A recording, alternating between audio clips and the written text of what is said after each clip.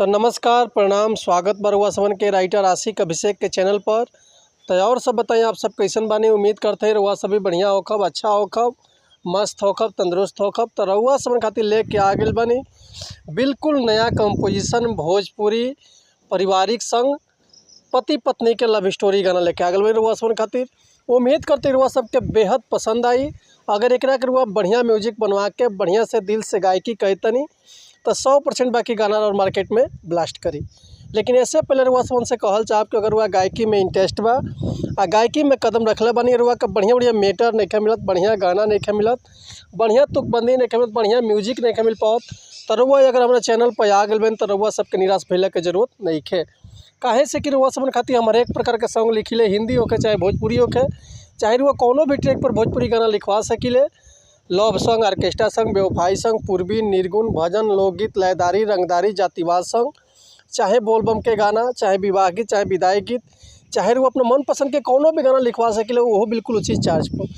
तो ऐसे कहल चाहब रउआ सबन से कि रउआ अगर हमारे चैनल पर आ गए बनी, चैनल पर नया बानी, चैनल पर पहला बार बानी, तो चैनल के लाइक कर दी, सब्सक्राइब कर दी, बेल आइकन प्रेस कर दी, ताकि कोनो वीडियो अपलोड करी तो सबसे पहले नोटिफिकेशन रउआ सबन के मिले।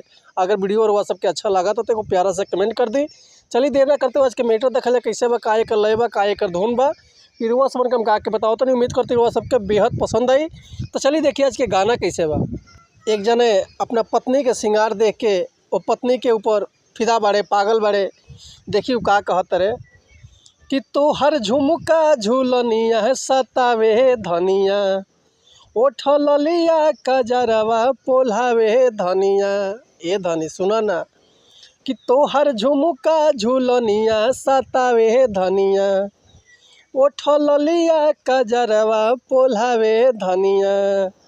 मारा मुसुकी तो गरजेब दरिया दरिया, जब जब पेन्हेलु सोना सड़िया करिया, करे मन धलिया कवरिया।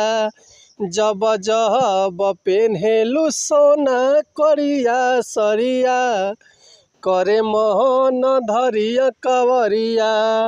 मारता हवे जहान तोहर पातर कमरिया, करे मनावा धलिया कवरिया।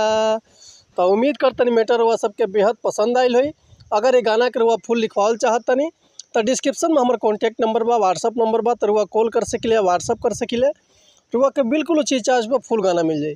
लेकिन एक और बात रउआ सबसे कहल चाहब कि अगर हमारा गाँव में कोनो मिस्टेक होता तो भैया क्षमा चाहतनी। ऐसे कि हम गायक ना ही रउआ सबन के खाली बता सकिले, समझा सकिले। ये रउआ ऊपर डिपेंड करते हुआ जितना बढ़िया से गायकी करब उतना बढ़िया से गाना और मार्केट में ब्लास्ट करी।